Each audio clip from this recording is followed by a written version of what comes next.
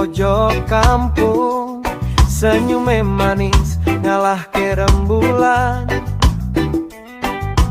Rambute ngurai nganti punjak, saben laku wong kampung podo nolen dadak. Aku saben dino liwat ngarep omahe, nggawe alasan sepele numpang oleh sinyal wae. Nanging sejatine mong pengen nyawang, wong sing gawe atiku ora tenang.